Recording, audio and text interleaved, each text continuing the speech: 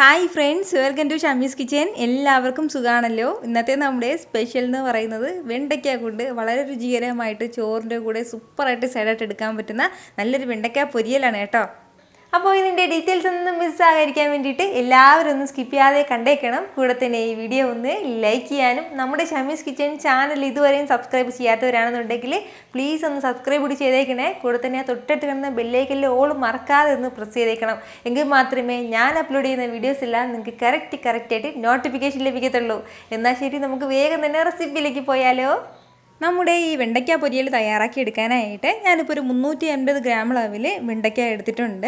അപ്പോൾ ഇതുപോലെ ഒരു ഇളം വെണ്ടയ്ക്ക നോക്കി നമ്മൾ എപ്പോഴും എടുക്കണം കേട്ടോ. അപ്പോൾ ഇളം വെണ്ടയ്ക്ക ആകുമ്പോഴത്തേക്കും നന്നായിട്ട് അത് പെട്ടെന്ന് വെന്ത് കിട്ടുകയും ചെയ്യും. അതുപോലെ തന്നെ അതിൻ്റെ രുചിയും കൂടുതലാണ്.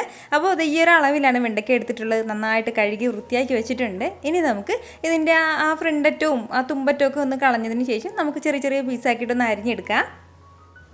ഇതുപോലെ ഈ ഒരു രീതിക്ക് നമ്മുടെ വെണ്ടയ്ക്കയെല്ലാം ഞാനൊന്ന് അരിഞ്ഞെടുത്തിട്ടുണ്ട്. നമ്മൾ സാധാരണ മെഴുക്ക് പുരട്ടി തയ്യാറാക്കി എടുക്കുന്ന സമയത്ത് കുറച്ചുകൂടി ഇതിൽ നിന്ന് ഒന്ന് കനം കുറച്ചിട്ടാണ് അരിഞ്ഞെടുക്കുന്നത്. അപ്പോൾ ഇത് കുറച്ച് കനം കൂട്ടി വേണം കേട്ടോ. ഈ ഒരു വലിപ്പത്തിന് വേണം നമ്മളൊന്ന് അരിഞ്ഞെടുക്കാനായിട്ട്. അപ്പോൾ അതൊന്ന് പ്രത്യേകം ശ്രദ്ധിച്ചേക്കണം. ഒരുപാട് തീരെ ചെറുതാകാൻ പാടില്ല. എങ്കിൽ പിന്നെ നമ്മളിത് റെഡിയാക്കി എടുത്ത് കഴിയുമ്പോഴത്തേക്ക് എല്ലാം കൂടി പൊടിഞ്ഞു പോകും. അതിൻ്റെ പേരിലാണ് ഞാനത് പ്രത്യേകം എടുത്ത് പറയുന്നത്. അപ്പോൾ ഇത്രയും ആയിക്കഴിഞ്ഞാൽ ഇനി നമുക്ക് പെട്ടെന്ന് തന്നെ ബാക്കി കാര്യങ്ങളൊക്കെ ഒന്ന് ചെയ്ത് തുടങ്ങാം. ഇനി നമുക്ക് വേണ്ടത്, ഞാനിപ്പോൾ ഇതുപോലെ ഒരു ചീനച്ചട്ടി ഒന്ന് അടുപ്പത്തേക്ക് വെച്ചിട്ടുണ്ട്. അതൊന്ന് ചൂടായി വരുന്ന സമയം അതിലേക്ക് നമുക്ക് ഒരു 2 ടേബിൾ സ്പൂൺ അളവിൽ വെളിച്ചെണ്ണ ചേർത്ത് കൊടുക്കാം. എണ്ണ ഒന്ന് ചൂടായി കഴിഞ്ഞാൽ പിന്നെ ഇനി നമുക്കിതിലേക്ക് ഒരു 1/2 ടീസ്പൂൺ അളവിൽ കടുക് ചേർത്ത് കൊടുക്കാം. കൂടെ തന്നെ ഇതുപോലെ ഒരു 1/2 ടീസ്പൂൺ അളവിൽ ചെറിയ ജീരകം കൂടി നമുക്ക് ആവശ്യമായിട്ടുണ്ട്. അതുകൂടി ചേർക്കുകയാണ്.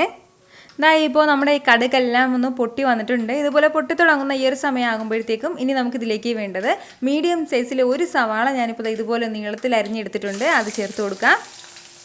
കൂടെ തന്നെ ഇതുപോലെ ഒരു 5 ചെറിയുള്ളി ഒന്ന് ചതച്ചെടുത്തിട്ടുണ്ട്. ചെറിയുള്ളി നീളത്തിൽ അരിയേണ്ട ആവശ്യമില്ല, ഒന്ന് ചതച്ചെടുത്താൽ മതിയാവും.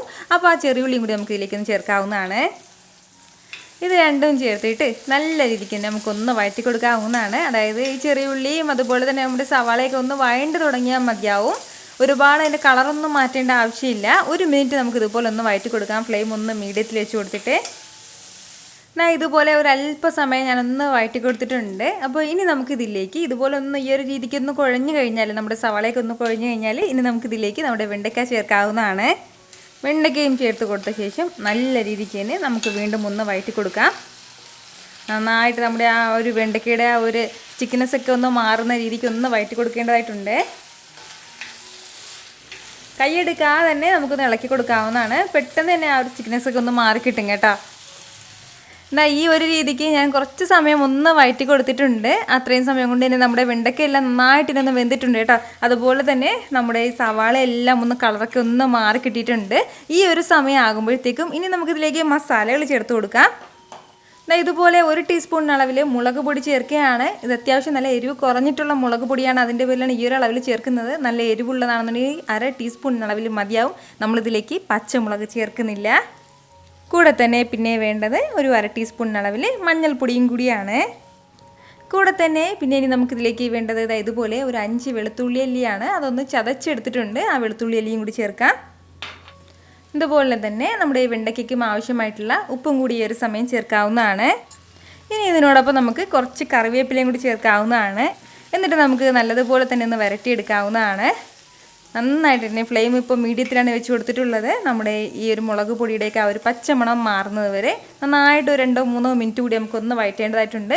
ഈ മസാലയൊക്കെ ഇതിൽ നന്നായിട്ട് പിടിച്ചു വരണം. ആ ഒരു സമയം വരെ മാത്രം.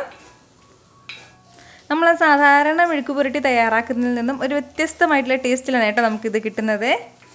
ഇനി ഇത് നമുക്ക് നല്ലതുപോലെ നമ്മുടെ ഈ മസാലയുടെ ആ ഒരു പച്ചമണം മാറുന്ന രീതിക്ക് ഒന്ന് വഴറ്റിയെടുക്കാം.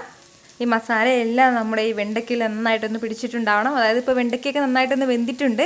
ഇനി വെണ്ടയ്ക്കൊക്കെ ചെറുതായിട്ട് ഇങ്ങനെ മുരിഞ്ഞു തുടങ്ങുന്നൊരു സ്റ്റേജ് ഉണ്ടല്ലോ, അതുവരെ നമുക്ക് ഇതുപോലെ ഒന്ന് വറുത്ത് കൊടുക്കേണ്ടതായിട്ടുണ്ട് കേട്ടോ. ഇതുപോലെ കുറച്ച് സമയം ഞാനൊന്ന് വരട്ടി കൊടുത്തിട്ടുണ്ട്. അത്രയും സമയം കൊണ്ട് തന്നെ നമ്മുടെ വെണ്ടയ്ക്കയെല്ലാം നല്ല സൂപ്പറായിട്ട് റെഡി ആയിട്ടുണ്ട്. ആ വെണ്ടയ്ക്കയുടെ ആ ഒരു കളറൊക്കെ ഒന്ന് ഡാർക്ക് കളറിലേക്ക് മാറിയിട്ടുണ്ട്. ഈ ഒരു സ്റ്റേജ് വരെ നമ്മളൊന്ന് വരട്ടി കൊടുക്കണം കേട്ടോ. ഒരു പ്രത്യേക ടേസ്റ്റിലാണ് നമുക്കിത് കിട്ടുന്നത്. ഈ വെണ്ടയ്ക്ക പൊരിയൽ ഈ ഒരു അളവിൽ നമ്മളിപ്പോൾ 350 ഗ്രാം അളവിൽ തയ്യാറാക്കി എടുത്തപ്പോഴത്തേക്കും ഈ ഒരു അളവിൽ മാത്രമാണ് നമുക്ക് കിട്ടിയിട്ടുള്ളത്. ഒരു 2 പേർക്ക് ഉള്ള ആ ഒരു വെണ്ടയ്ക്ക പൊരിയലുണ്ട്. 4 പേരാണെന്നുണ്ടെങ്കിൽ കുറച്ചുകൂടി അളവിൽ കൂടുതൽ വെണ്ടയ്ക്ക എടുക്കണം.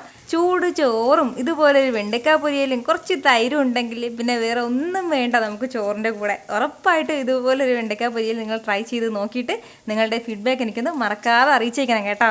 കാരണം നിങ്ങളുടെ ഫീഡ്ബാക്ക് കാണുമ്പോഴായിരിക്കും അത് മറ്റുള്ളവർക്കും തയ്യാറാക്കി നോക്കണം എന്നുള്ളൊരു പ്രചോദനം ഉണ്ടാകുന്നത്.